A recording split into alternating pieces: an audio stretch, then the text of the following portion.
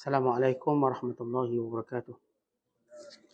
Alhamdulillah, salatu wassalamu ala rasulillah wa ala alihi wa sahbihi wa man sara ala nahjihi wa istanna bisunnatihi wa ihtada bihadihi ila yaumiddin, amma ba'du.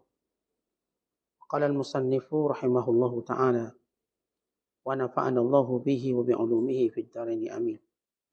Telah berkata Imam al-Allamah Syekh Abdul Qasim Al-Qushairi, semoga Allah Ta'ala merahmatinya dan kita mendapat manfaat serta barakah ilmunya. Tajuk yang ke-21, Al-Muraqabah. Allah Ta'ala berfirman, wa kana Allahu ala kulli syai'in raqiba. Allah Maha mengawasi tiap-tiap sesuatu. Surah Al-Ahzab ayat 52. Malaikat Jibril alaihissalam datang kepada Nabi Muhammad sallallahu alaihi wasallam dengan berbentuk seorang laki-laki. Ya Muhammad, apa itu iman? Tanyanya. Beriman kepada Allah, pada malaikatnya, kitab-kitabnya, para utusannya, yakni para rasulnya, dan takdir baik dan buruk serta manis dan pahit. Engkau benar. Para sahabat yang menyaksikan adegan itu terheran-heran. Bagaimana mungkin orang yang bertanya malah membenarkan jawapan yang ditanyakan? Bukankah dia datang untuk bertanya, tetapi mengapa justru terkesan menggurui Rasulullah sallallahu alaihi wasallam? Di tengah kehairanan para sahabat yang belum terjawab, laki-laki asing itu kembali bertanya, berikan diriku keterangan apa itu Islam. Menegakkan solat, memberikan zakat, puasa di bulan Ramadan dan haji ke Baitullah. Engkau benar. Berikan diriku penjelasan apa itu ihsan. Beribadat kepada Allah seakan-akan engkau melihatnya. Jika engkau tidak dapat melihatnya, maka dia, yakni Allah, akan melihatmu. Engkau benar, jawab malaikat Jibril alaihissalam, kemudian berlalu pergi.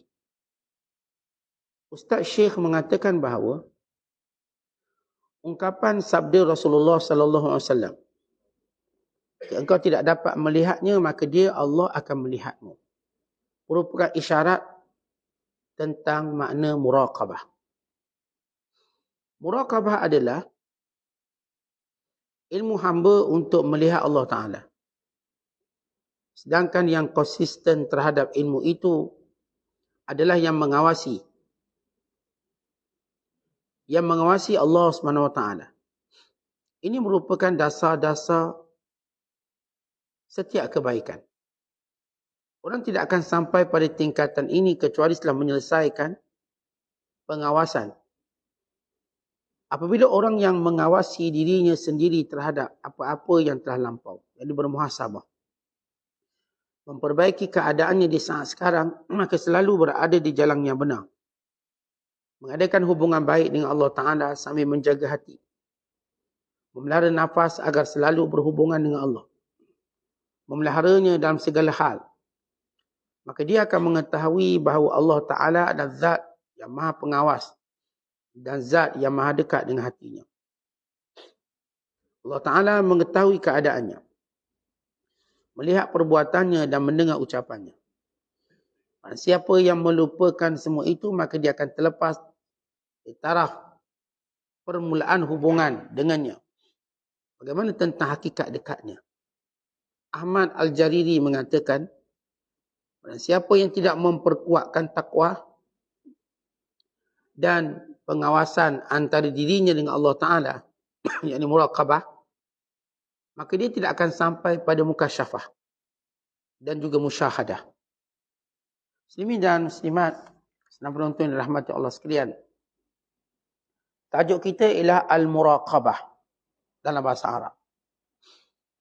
Dalam bahasa Melayu, muraqabah ini memberi maksud kita mengetahui Allah Ta'ala sentiasa mengawasi kita. Allah Ta'ala berfirman, Inna rabbaka labil mirsad. Sesungguhnya Allah sentiasa memerhatikan keadaan kamu. Dalam semua keadaan kita mengetahui bahawa Allah mengetahuinya, melihatnya. Dan Allah SWT sentiasa bersama dengan setiap hamba-Nya. Siapa yang mengasakan atau mengatakan Tuhan tidak tahu tentang dirinya, maka dia menjadi kafir. Dengan sepakat ulama. Kerana antara sifat Allah itu mengetahui.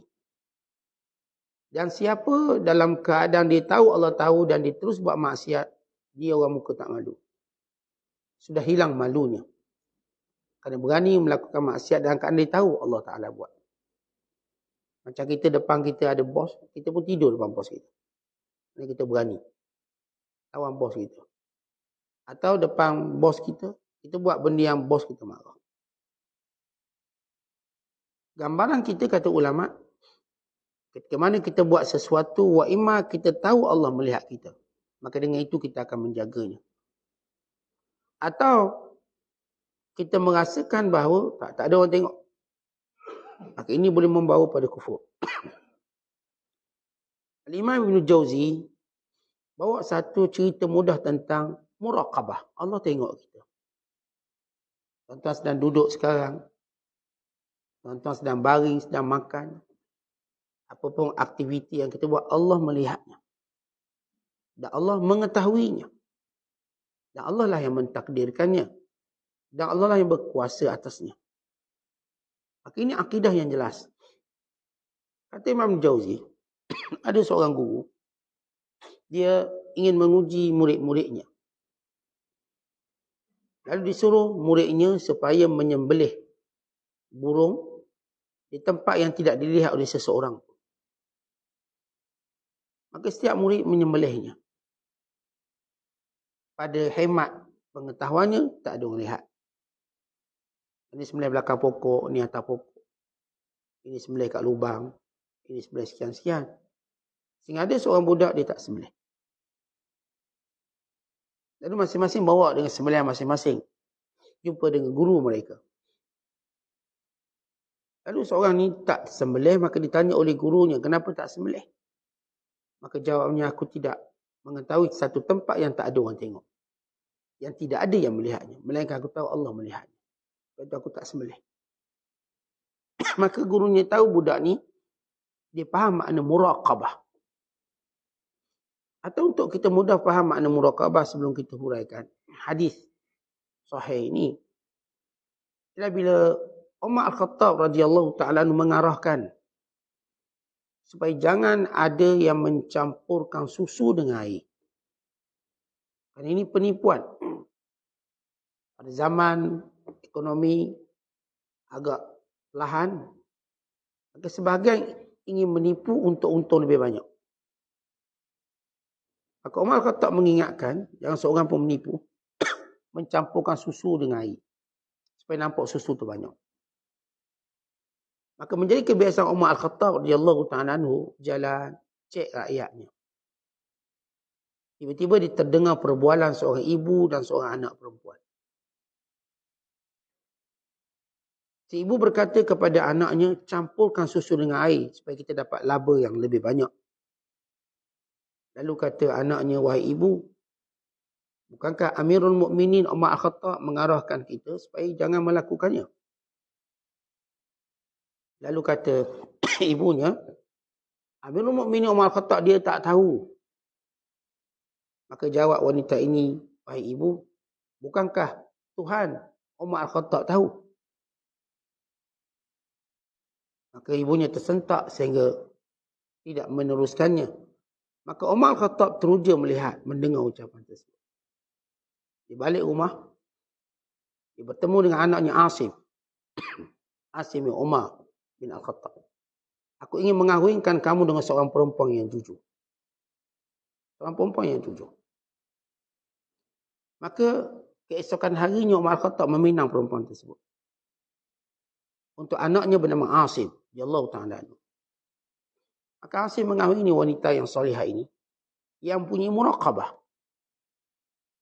Lalu melahirkan seorang anak perempuan bernama Laila. Dan Laila ini melahirkan seorang lelaki yang hebat bernama Umar bin Abdul Aziz. Daripada anaknya Laila. Yang Asim dia kahwin dengan perempuan yang jujur tadi. Dapat seorang anak perempuan namanya Laila. Dinamakan Laila. Atau gelarannya Ummu Asim. Ummu Asim, Laila bin Asim bin Umar bin Al-Khattab. Okay, Laila ataupun Umar, ibu pada Umar bin Abdul Aziz. Lahir daripada seorang ibu yang jujur. Neneknya ataupun nenek Umar bin Abdul Aziz, seorang wanita yang jujur, yang Umar Al-Khattab mengahwinkannya kerana dia ada muraqabah. Dan demikian diriwayatkan, yang diceritakan dalam kitab Ihya Ulumuddin, Imam Al-Ghazali. Dalam makna mudah untuk kita faham muraqabah. Mengetahui Allah tengok kita. Bila satu hari Umar Al-Khattab berjalan dan tengok seorang pengembala kambing. Lalu dia berkata, jualkan kepadaku salah seekor kambing itu pada aku. Lalu kata pengembala kambing, tak boleh. Tuang saya tak benarkan. Ini bukan kambing saya. Lalu kata Umar bin Al-Khattab, beritahu pada tuan kamu, kambing itu dimakan oleh serigala. Ini yang saya beli, awak jual kat saya. Tuan awak tak tahu. Dan katakan pada tuan awak, bila dilihat kambing hilang, katakan serigala makan. Dia akan percaya. Umar Al-Khattab mengujinya. Lalu kata, hamba ini yang jaga kambing. Dia kata, wahai tuan, kalau tuan saya tak tahu, Tuhan tuan saya tahu. Maka Umar Al-Khattab teruja dengan perkataan pengembala kambing yang ada muraqabah. Akhir keesokan hari dia pergi jumpa tuan pada hamba tadi dan dimerdekakan. Dan dia berkata, dengan perkataan kamu yang jujur tadi, Tuhan yang tahu. Maka kamu dibebaskan di dunia daripada perhambaan. Dan aku berharap, dengan perkataan itu juga kamu dibebaskan daripada api neraka.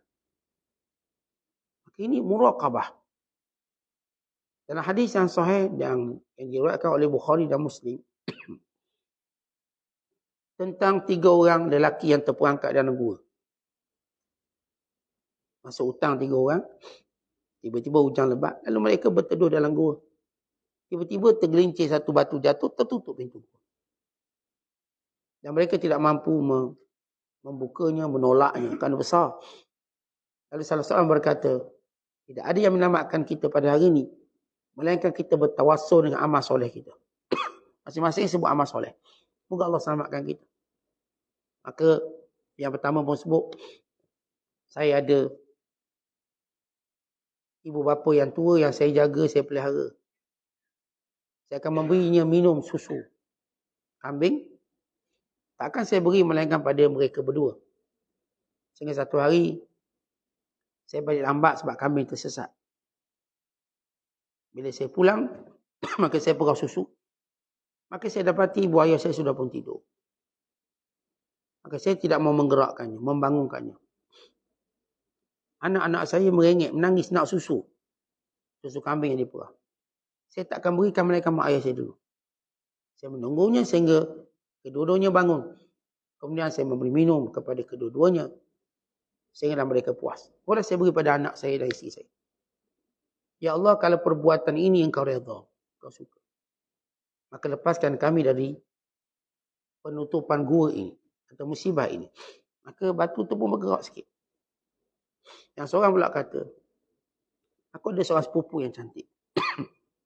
Yang aku nak berkahwin dengannya, dia enggan. Akhirnya dijodohkan dengan lelaki lain. Hingga satu hari ditimpa musibah. Suaminya meninggal dunia. Dan dia punya anak. Dan dia tidak mampu. Maka dia datang kepadaku untuk meminjam duit sebanyak 120 dinar. Maka aku tidak mahu beri dia melainkan dengan syarat. Syarat dia kena berzina dengan aku. Maka wanita ni pulang. Tapi bila melihat keadaan anaknya, kelaparan, dia terpaksa datang kembali. Lalu dia pun bersetuju. Setujulah, dah terpaksa untuk dapatkan duit. Ketika mana lelaki ini hampir bersama dengan sebagai kedudukan seorang suami dengan isteri. Dapat. Lalu perempuan ini berkata, takutlah Allah. Jangan kamu masukkan cincin yang bukan milik kamu. Ketika itu lelaki itu tersedar. Bahawa Allah sedang melihatnya. Dia tersedar. Maka dia melepaskan perempuan tadi dan menghalalkan 120 dinar. Dan dia berkata, ya Allah, kalau aku lakukan ini kerana-Mu, ya Allah, maka lepaskan aku daripada ujian ini. Baik. Lelaki ini sebut muraqabah. Dia tahu Allah tengok dia. Maka datang malu dia. Yang menghentikan dia daripada buat zina. Itu yang sama dalam makna muraqabah kita baca. Bagaimana kisah Nabi Allah Yusuf AS. Digoda oleh Zulaikha. Dalam keadaan pintu rumah tertutup. Langsir tabir ditutup. Tidak ada yang mengetahuinya. Dalam keadaan keinginan perempuan itu sendiri. Namun Nabi Allah Yusuf AS dengan muraqabatullah, mengetahui Allah melihatnya, maka dia menolak seruan yang tidak mungkin mana-mana lelaki akan menolaknya. Kalau kita dalam suasana seorang perempuan lawa, cantik, berjawatan, kurung dalam rumah, dia yang tutup rumah, tiba digoda seorang lelaki, mana mungkin lelaki itu tak akan jatuh dalam rangkumannya. Mereka akan terjebak. Mereka orang yang ada muraqabatullah, yang tahu Allah melihat. Nah, ini berlaku pada Nabi Allah Yusuf AS. Lepas itu disebut dalam hadis, antara 7 orang yang mendapat naungan syurga ialah orang yang mempunyai sifat muraqabatullah. Bila nak buat sesuatu, dia tahu Allah tengok. Rasulullah menyebut, wa rajulun da'athu imra'atun dhatu mansibin wa jamal faqala inni akhafullah. Seorang lelaki yang digoda oleh perempuan yang cantik dan punyai kuasa. Punyai kuasa. Kuasa tadi boleh melindungi dia. Kecantikan yang menarik dia. Lalu diajak untuk berzina, maka dia berkata, aku takut Allah. Maka ini lelaki atau lelaki ini antara yang mendapat naungan Allah akhirat kelak. Dan antara makna muraqabah dalam bentuk cerita. Bila satu hari Umar Al-Khattab sedang berjalan, tiba-tiba dia mendengar seorang perempuan bersyair daripada dalam rumah dia. Bersyair. Perempuan ini berkata, tatawala hadzal lail waswadda janibuhu wa araqqani alla habiba ula'ibuhu. Wallahi laula Allah anni uraqibuhu laharraka min hadzal sarir jawanibuhu makhafata rabbi wal haya'u yasudduni wa ikramu ba'li an tunala maratibuhu. Maksudnya, perempuan ini dalam rumah dia mengeluh dengan syair. Dia mengeluh dalam keadaan dia berkata, panjangnya malam ni. Sunyi sungguh malam ni. Kerana aku tidak ada teman untuk aku bergurau senda. Kalau tak ada teman untuk aku bergurau senda, kata perempuan ini. Kalau tidak kerana aku takutkan Allah, nescaya katil ini akan bergoncang. Maksudnya aku akan buat berzina. Perempuan ini, dia ada suami, dan suami dia pergi perang. Oleh kerana suami pergi perang lama, berbulan-bulan, maka perempuan ni rindu kat suami dia. Dah lama tak bersama, lama tak tengok. Maka, dek kerinduan yang melampau, dia menyebut syair ini, yang kebetulan Umar Khattab waktu dia cek rakyat dia dengar perempuan itu bersyair. Tatawala hadzal lail waswadda janibuhu wa araqqani alla habiba ula'ibuhu. Malam ni sungguh panjang dan menyunyikan. Sungguh sunyi malam ni. Kan aku tak ada teman, tak ada kekasih untuk aku bergurau senda. Laulallahi anni uraqibu, kalau tidak kan aku takutkan Allah. Laharraka min hadzal sari jawanibuhu. Nescaya ini akan bergoncang. Maksudnya aku akan berzina. Carilah mana lelaki, goncang. Makhafata rabbi. Tetapi kerana aku takutkan Tuhanku. Wa haya'un yasudduni. Dan kerana aku ada malu. Wa ikramu ba'li an tunala maratibuhu. Dan kerana aku menghormati suami aku. Maka Umar Khattab bila dengar, Umar Khattab balik. Jumpa dengan anak perempuan Hafsah. Wahai Hafsah, aku nak tanya kamu satu soalan. Berapa lama seorang perempuan boleh bersabar berpisah dengan suami dia? Berapa lama? Dia boleh bersabar. Lalu kata Hafsah, 6 bulan. Sittata ashhur, 6 bulan. Paling lama pun 6 bulan lah boleh berpisah. Lalu Umar keluarkan satu qara negara. Mana-mana tentera yang dihantar berperang, yang akan berada di kem di sempadan, tidak boleh melebihi 6 bulan. Tak boleh. Sebulan pergi, sebulan balik, 4 bulan je kat kem. Untuk menjaga hak seorang wanita ataupun isteri. Ya, kalau suami atau lelaki misal kata, kalau lama tak jumpa isteri, mungkin dia boleh cari lain, kahwin lain dan sebagainya. Dia tak terikat dengan isteri tu. Tapi kalau isteri, atas nama dia isteri, tiba suami lama tak ada, dia tak boleh kahwin lain sebab dia ada terikat dengan isteri. Maka dia terpaksa bersabar. Oleh kerana itu perempuan ini berkata, aku dah tak tahan sabar. Kalau tidak kerana takut Allah, saya akan bergoncang katil malam ni. Zina lah ikut mana pun. Tapi kerana takut Allah, malu pada Allah. Kerana aku takut Allah, makhafata Rabbi, dan aku pada malu. Wahya'un yasudduni, wa ikramu ba'li, antunala maratibuhu. Dan kerana aku muliakan suami aku. Suami aku ni orang baik. Taklah kerana itu aku nak berzina. Tapi di sini, perempuan ini dia ada muraqabah. Takutkan Allah. Lepas tu dia kata, laula Allah anni uraqibuhu. Kalau tidak kerana Allah yang aku tahu mengetahuinya. Saya aku buat benda tak elok, tapi kerana dia mengetahui Allah melihatnya. Ini cerita muraqabah. Jadi orang-orang yang muraqabah, ini sentiasa mengetahui bahawa Allah Subhanahu Wa Taala melihatnya.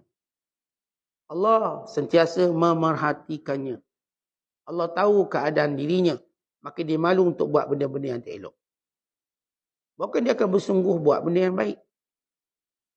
Jadi, muraqabah ini ialah tanda iman. Orang yang tidak ada muraqabah, berarti dia tak ada iman. Dalam hadis, Nabi SAW menyatakan ada 3 perkara. Bila mana dilakukan oleh seseorang, dia akan merasakan kemanisan iman. Yang pertama, kata Nabi SAW, dia menyembah Allah yang tidak ada Tuhan melainkannya. Menyembah Allah yang Esa. Yang kedua, dia mengeluarkan zakat dengan penuh suka. Bukan kerana terpaksa. Wa'ata zakata malihi tayyibatan biha nafsuh. Dia keluar zakat dengan rasa gembira. Rafidatan alaihi kulla'am. Setiap tahun dia keluar. Bukan keluar sekali, setiap tahun keluar zakat. Orang yang keluar zakat setiap tahun. Wala yu'til harimata wala darinata wala maridata wala syarat al-la'imata. Dia tak keluarkan, kalau dia ada kambing, zakatnya kambing, jangan keluar kambing yang kurus, yang sakit, yang berkurak. Bukan keluar zakat benda yang buruk. Dia keluar zakat benda yang sederhana. Allah tak minta yang baik untuk dibuat. Allah tak wajibkan yang terbaik. Dan Allah melarang dia beri yang terburuk, beri yang tengah-tengah. Kata kita bila nak keluar zakat. Keluar zakat. Asas zakat ni, minimum berilah yang sederhana. Kalau zakat kambing, berilah kambing yang sederhana. Taklah gemuk sangat. Janganlah kurus sangat, sederhana.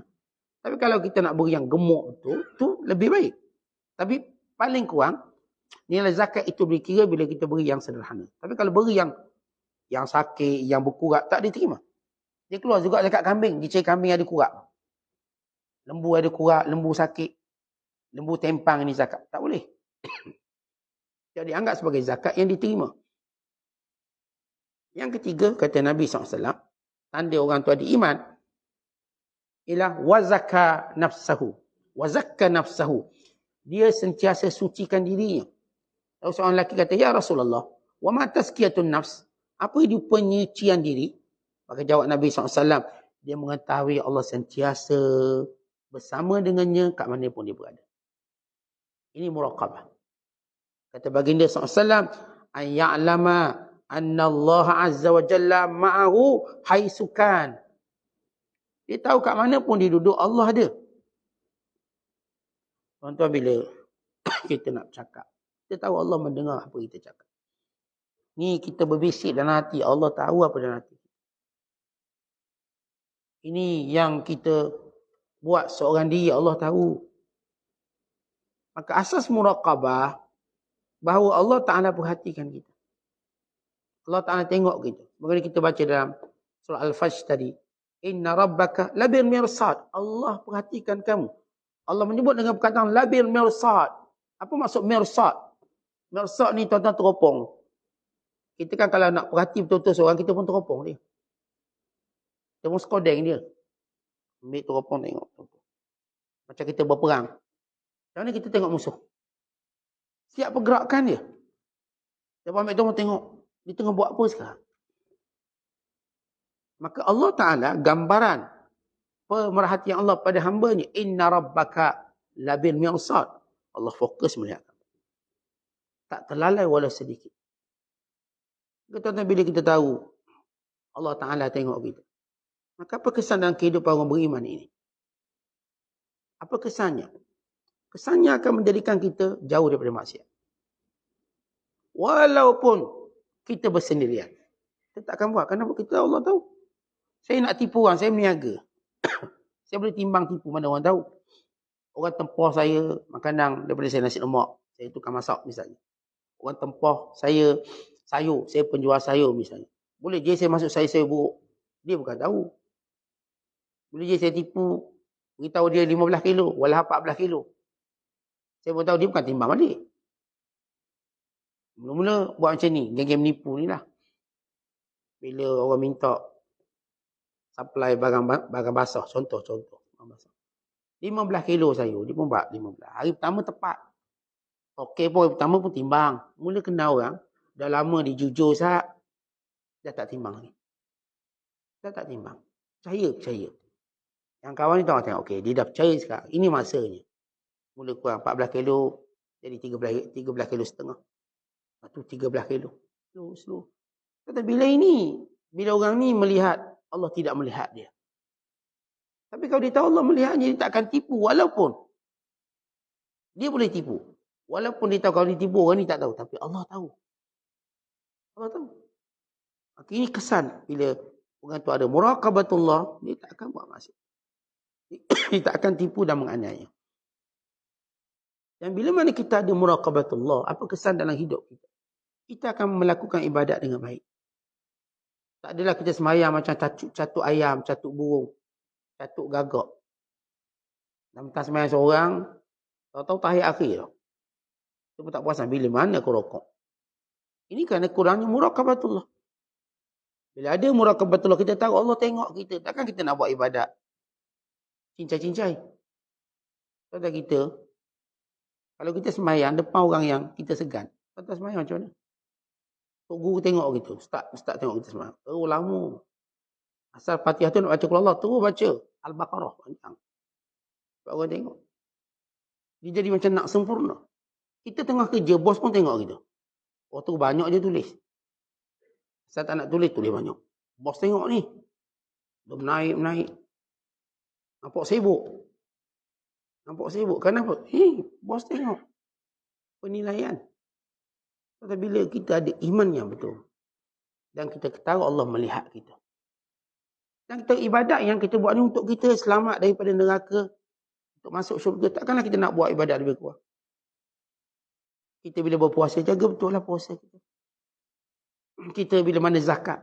Kita keluar betul duit zakat. Kita tak pernah kurangkan walau 1 sen. Lebih ada. Takut.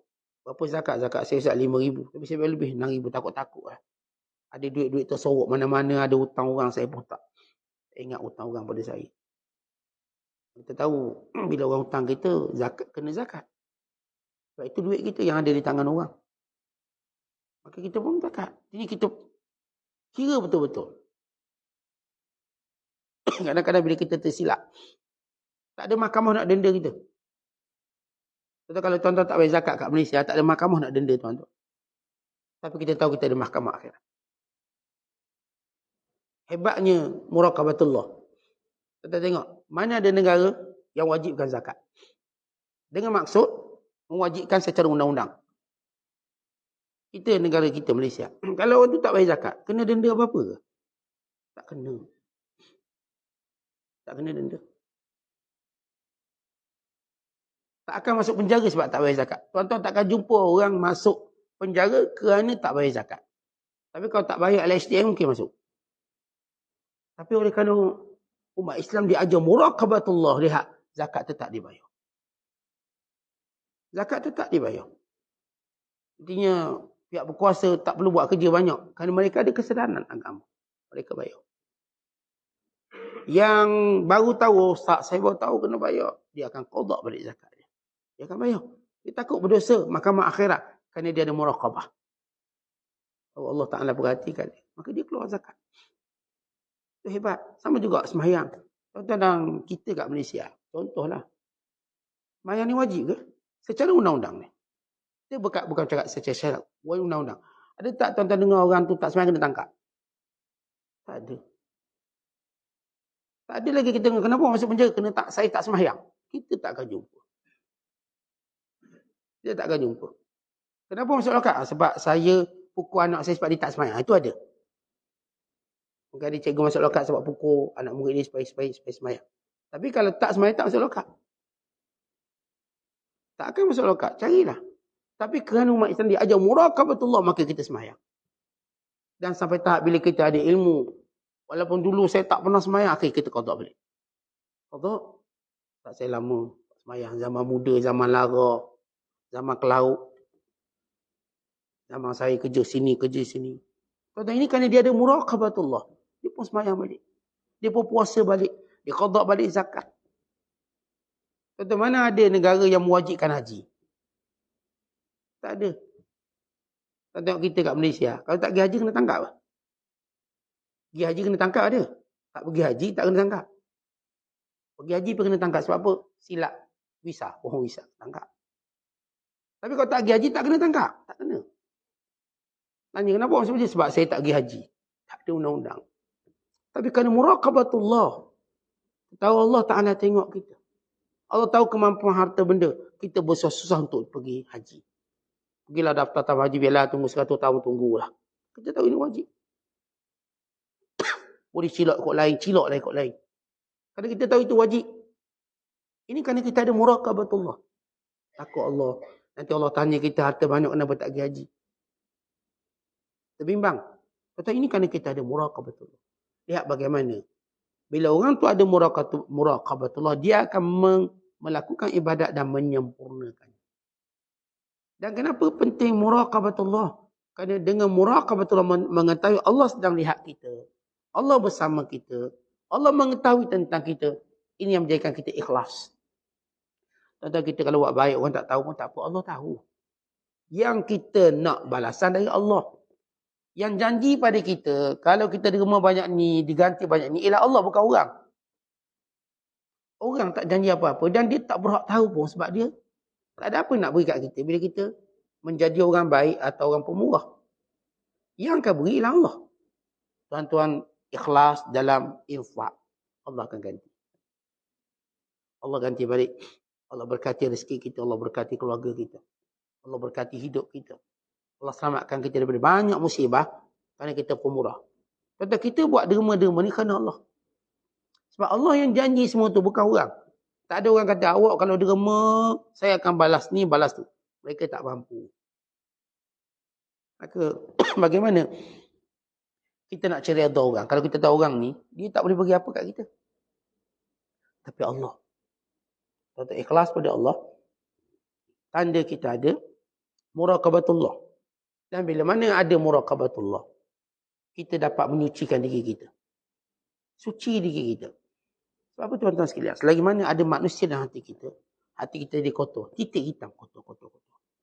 Apa benda pun kerana orang, kotor. Tapi apa pun kerana Allah, jadi bersih. Saya sembahyang ni kerana Allah. Saya sedekah, saya pergi umrah, saya pergi haji. Kerana Allah melihat saya. Dengan lapang rezeki saya, ini yang patut saya buat. Allah melihat saya. Dengan lapang masa saya, ini yang patut saya buat. Dengan sihat tubuh badan saya, ini yang patut saya buat. Dengan adanya peluang-peluang, maka ini yang saya kena buat. Dan saya tahu Allah yang suruh, Allah yang perintah, dan Allah melihatnya. Dan ini adalah kehebatan muraqabatullah yang berakhir dengan syurga. Orang-orang yang sentiasa memerhatikan Allah dalam hidupnya, maka syurga. Ini muqaddimah pada muraqabatullah. Jadi apa yang disebut oleh Imam Abdul Qasim, bila dimulakan dengan ayat firman Allah Ta'ala suratul Ahzab ayat 52. Wa kana Allahu ala kulli syai'in raqiba. Allah melihat semua benda. Perkataan raqib, mengawasinya. Daripada perkataan raqib ini, daripada raqaba atau raqaba, raqaba, yuraqibu, muraqabah. Diperhatikan kita. Maka Allah Ta'ala menyebut, Allah pada semua, setiap sesuatu. Bukan kata kita je, setiap sesuatu, semua yang bergerak pun, Allah mengawasinya. Kenapa Allah mengawasinya? Kerana Allah menguasainya. Kerana Allah menciptanya. Kerana Allah yang mentakdirkannya. Sebab tu kita tak boleh lari daripada takdir Allah. Sebab kita dalam pengawasan Allah. Cubalah ikut mana, tak boleh lagi. Sebab Allah tetapkan kita akan mati. Cubalah lagi daripada mati, kita akan mati. Sebab Allah mengawasi kita dan kita bergerak dalam takdir Allah. Dalam circle, dalam kita katakan landasan takdir Allah. Tak boleh ke mana kita. Maka kita diminta buat apa yang dituntut. Contoh umpama, kalau tuan-tuan duduk di sekolah, maka tuan-tuan bernama apa? Anak murid. Maka tuan-tuan boleh buat suka-suka nak buat. Tak ada. Bila tuan-tuan masuk je kawasan sekolah, dia ada menu dia. Dan masuk pukul berapa? Masuk kelas pukul berapa? Maka sehari suntuk jadual kita berjalan dengan menu yang ditetapkan oleh sekolah. Dengan pakaian seragam ni. Ni silap. Pakaian tu kalau terkeluar dah kena rotang dah. Lupa tali tie kena. Kerana semua bila masuk sekolah, kita tahu ini manual ni, undang-undangnya. Tetapi bila kita ni lahir je ke dunia.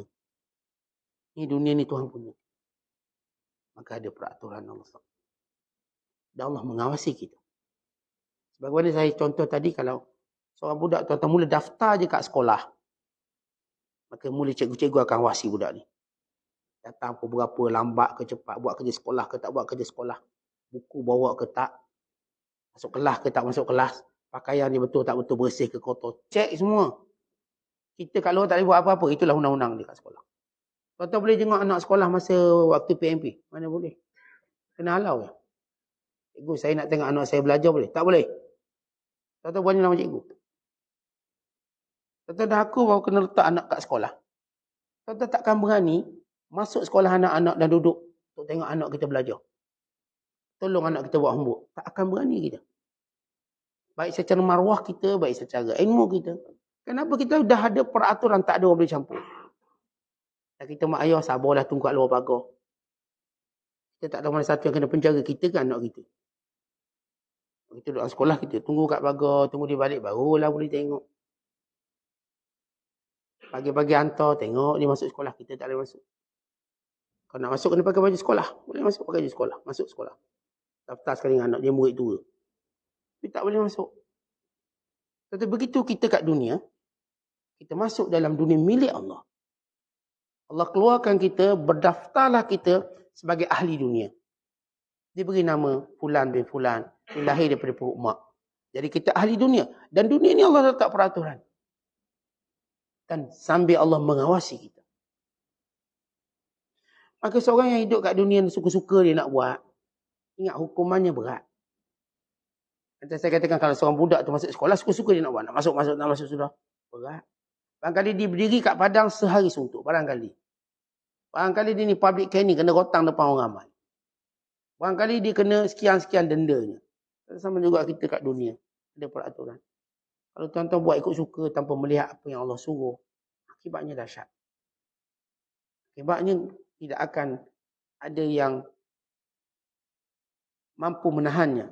Allah berfirman, "Fama asbarhum 'alan nar." Mereka tak mungkin mampu sabar dengan dahsyatnya azab api neraka. Adakah kadang kita boleh sabar dengan api kat dunia? Ambil manci tak? Tengok, siapa yang pernah sabar dengan api dunia? Tak ada. Melainkan automatik tarik tangan dia. Automatik ni, kita punya kulit, punya diri yang secara auto lagi. Tuan-tuan tekan di atas dapur yang panas, automatik naik. Kerana kita tak mampu sabar. Apatah lagi kalau api neraka, lagi kita tak mampu. Oleh sebab itu pengawasan Allah. Ya, Allah perhati kita. Allah perhati harta kita. Allah perhati kuasa yang kita ada. Allah perhati umur kita ada. Allah perhati sihat tubuh badan kita. Allah perhati masa yang kita ada. Semuanya. Maka dalam perhatian Allah, maka buatlah segala perintah Allah. Baik, di bawah hadis tentang makna muraqabatullah. Datang Jibril rupa seorang manusia lelaki. Malaikat datang berupa seorang lelaki. Kata malaikat ni datang berupa, dia tak akan berupa perempuan. Malaikat dia akan berupa lelaki. Kenapa? Kerana dia membawa urusan penting. Dia bukan kalau perempuan datang nak bersolek je lah. Nak tunjuk lawa. Malaikat dia ada urusan penting. Lelaki. Maka malaikat ini memakai pakaian serba putih. Kalau Umar kau tak perhati, ini bukan orang sini. Ini mungkin orang musafir luar. Tapi tak ada kesan musafir. Kerana mukanya tak berdebu. Tak nampak kesan musafir. Jadi kalau kita boleh kenal, ni pemerhatian. Kita tuan-tuan kalau baju bersih, duduk sini, tu dia tak duduk jauh. Dia nampak, tak pernah nampak patah hidung dia, kemudian pakaian dia agak kotor sikit. Ini mungkin datang jauh ni. Pada pergerakan dia tadi, terdedah pakaian yang kekotoran. Apatah lagi dulu zaman padang pasir. Umar berhati, ini bukan orang sini, aku tak kenal. Dan bukan musafir juga sebab tak ada la yura minhu atharus safar. Tak ada pula tanda musafir. Dia datang, pergi jumpa Rasulullah. Lututnya belaga dengan lutut Rasulullah. Dia letak tangan di atas peha Rasulullah. Aku datang nak tanya soalan. Cara datang tu dah aneh lah. Terus datang dekat dengan Rasulullah SAW. Ini bukan calon-calon orang. Kalau datang seorang tiba tu dekat dengan Tok Guru yang mengajar, tak mungkin ni. Sampai ni kalau tak abang ipar dia, ayah mentua dia yang berani macam tu. Mungkin ayah dia. Kalau orang biasa tak mungkin berani. Maka datang malaikat rapat lutut dengan Nabi SAW, letak tangan atas peha Rasulullah. Mal iman. Iman tu apa? Dan Rasulullah jawab, iman antuk mina billahi wa malaikatihi wa rasulihi wal yaumil akhir. Wa antuk mina bil qadrihi khairihi wa syarrihi. Iman itu kamu beriman pada Allah, pada Rasulnya, pada kitab-kitabnya, pada hari akhirat, pada segala takdirnya. Lalu kata malaikat ini, tanpa dia ketahui dia ramai orang dia malaikat, sadaq. Betul-betul. Dia tanya, dia kata betul. Lagi pelik sahabat tengok. Mana penuh orang tanya, dia yang betul kan? Itu cuma cikgu sekolah. Cikgu kalau tanya kita, betul. Cikgu, salah. Tapi ini bukan cikgu, takkanlah dia guru pada Rasulullah. Mereka tak tahu siapa lelaki ini. Yang datang tanya, kemudian kata betul. Cara datang dah pelik. Cara duduk pun pelik. Kemudian cara tanya juga pelik. Ditanya, kemudian dia kata betul. Kemudian tanya, wamal Islam. Dan Islam tu apa pula? Akhbirni anil Islam. Beritahu aku tentang Islam. Maka jawab Nabi SAW, tunaikan solat. Puasa bulan Ramadan. Keluarkan zakat. Dan menunaikan haji kalau berkemampuan. Kata mereka ini, sadaq. Benar-benar. Wamal ihsan. Ihsan tu apa? Dan Rasul menjawab, anta'budallah ka'annaka tarah. Fa'illam takun tara fa'innahu yara. Kamu menyembah Allah seperti kamu melihat Allah. Kalau kamu tidak melihat Allah, kamu tahu Allah melihat kamu. Antara dua maqam. Maqam tahu Allah melihat kita, maqam merasakan Allah melihat kita, dengan maqam tahu Allah melihat kita. Tak ada orang iman dia tinggi, dia dapat rasa Allah melihat dia. Kata macam ginilah orang takut hantu. Takut hantu kan dia ada level-level dia. Ada level takut dia rasa macam hantu tu tengok dekat mana-mana dia pergi. Macam orang tengok, macam orang tengok. Itu tahap tinggi takut dia. Tapi takut hantu lah, bukan takut Tuhan. Kat mana pun dia hantu tengok dia. Ada pula tahap dia tunggu bunyi tu, bunyi. Baru tahu ada hantu ni. Dia tunggu bunyi-bunyi. Tak ada bunyi, tak ada hantu. Dan dia awak ni agak-agak ada tak jin. Tak ada sebab tak ada bunyi-bunyi. Dia tahap dia alamat. Ada tak? Saya tahu dah ni ada jin. Saya tahu ada jin. Saya tahu. Dan jin senang tengok saya kuliah. Saya tahu. Kadang orang ni ada makam lain. Makam kita, tunggu kursi bergerak sendiri. Jin datang kuliah ke? Kata kita. Tengok kitab tu buka sendiri. Kitab buka sendiri. Yang ujung sana ada kitab bergerak. Rehat tak hygiene. Itu makam kita. Makam lebih tinggi, dia tak perlu benda tu. Dia tak perlu pada tanda-tanda. Dia tahu ada. Dia tahu ada. Dan saya dapat rasakan. Jin ni ada ni. Demikian juga dalam makna ihsan. Makam tertinggi ialah dia rasa Allah tengok dia.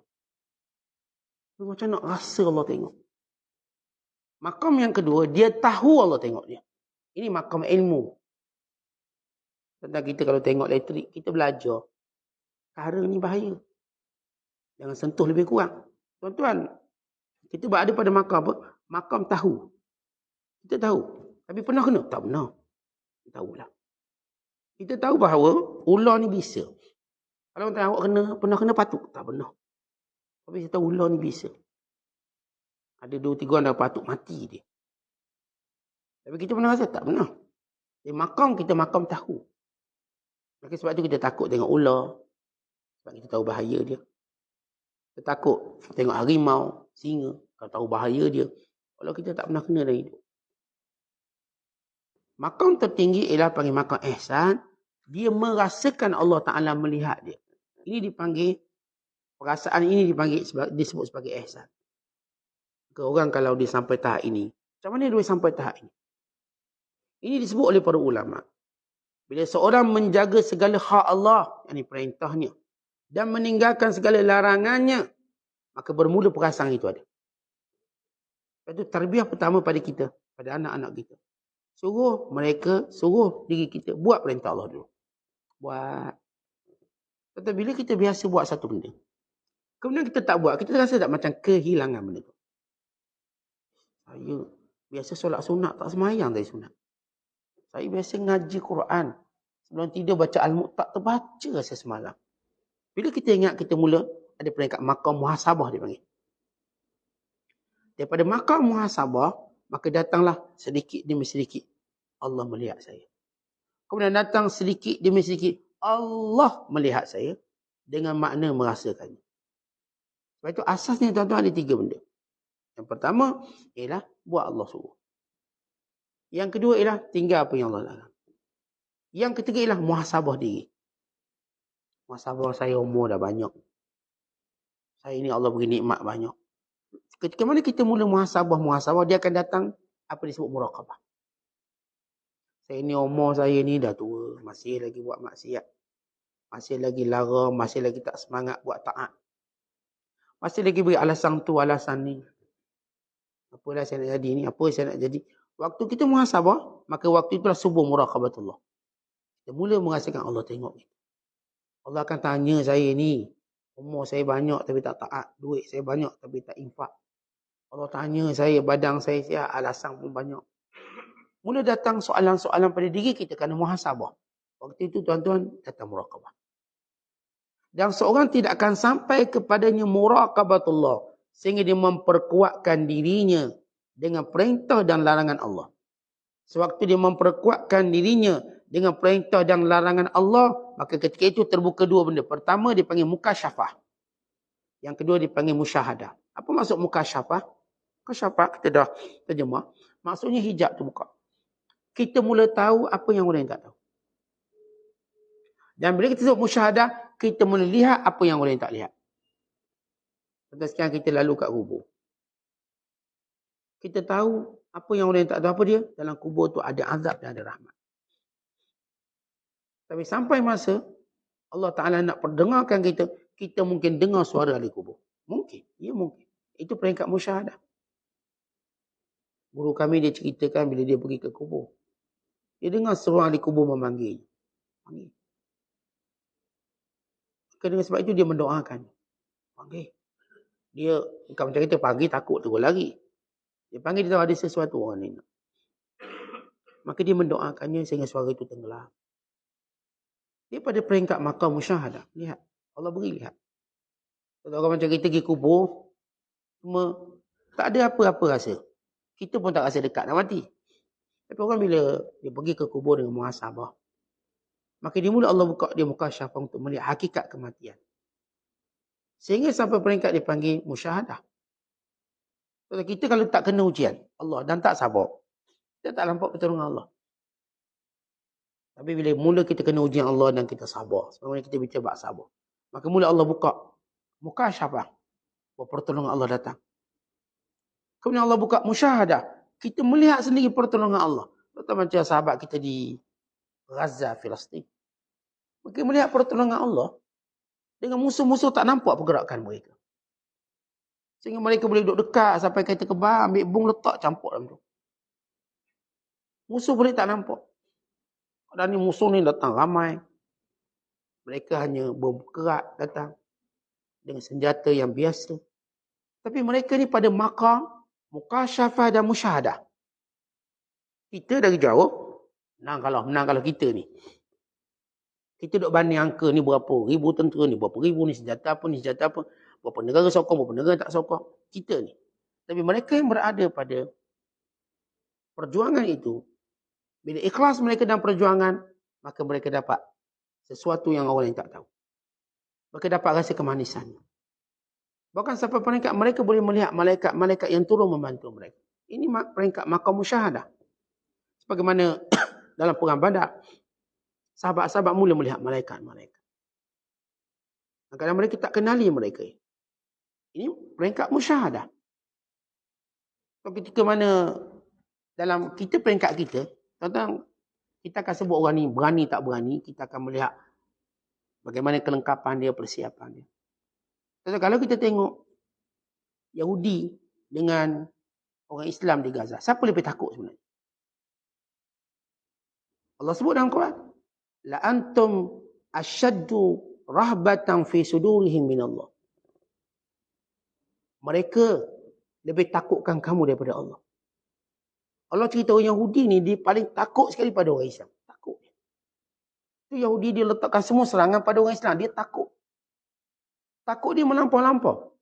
Bagi dia ni semua ada hama ni. Kat hospital ada hama, semua ada hama. Dia punya takut lain macam. Ketakutan dia luar biasa.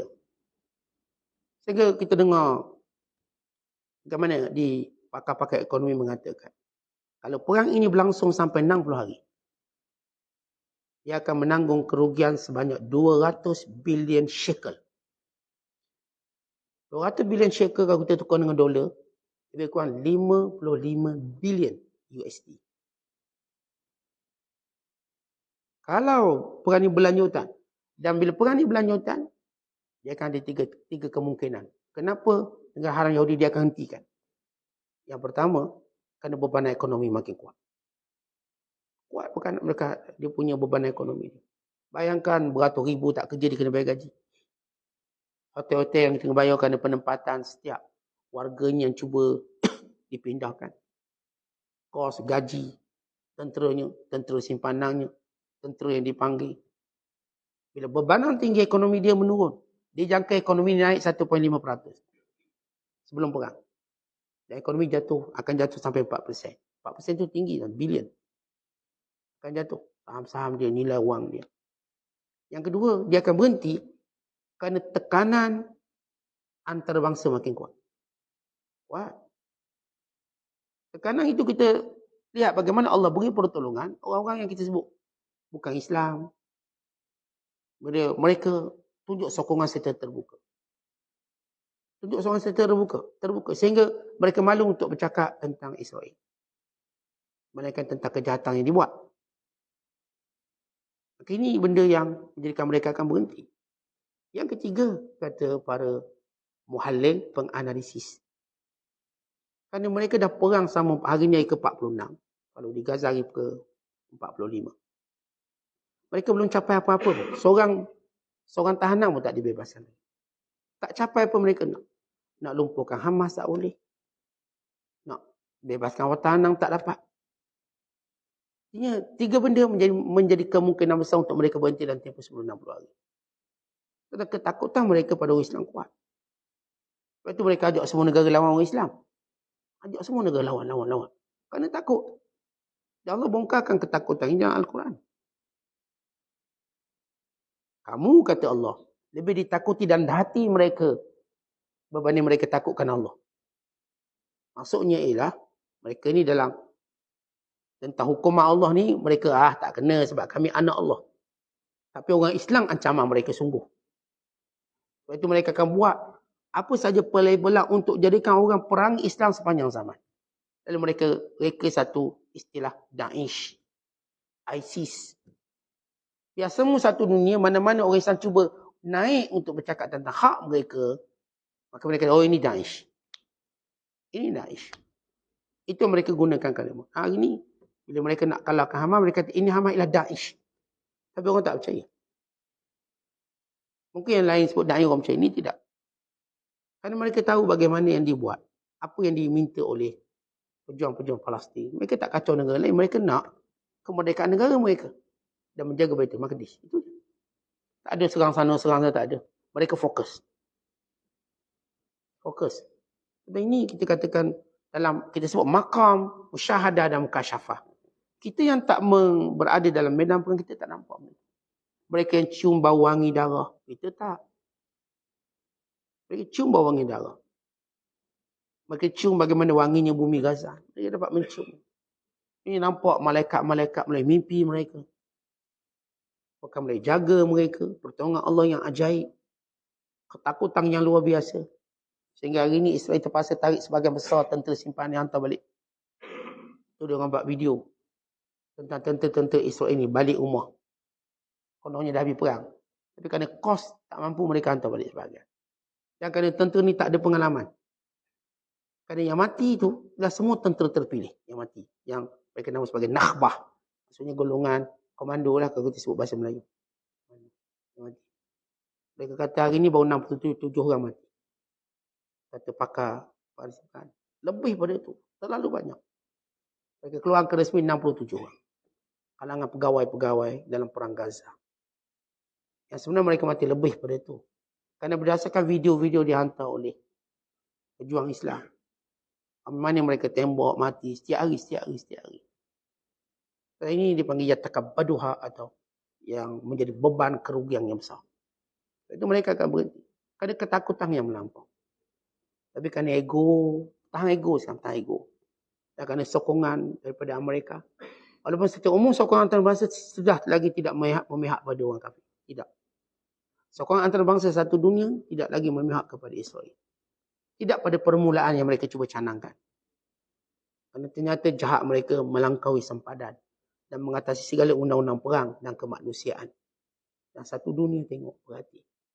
Dan ini, bila kita sebut orang-orang yang berada pada makam mukasyafah, makam musyahadah, kerana mereka melaluinya. Kita pun sama.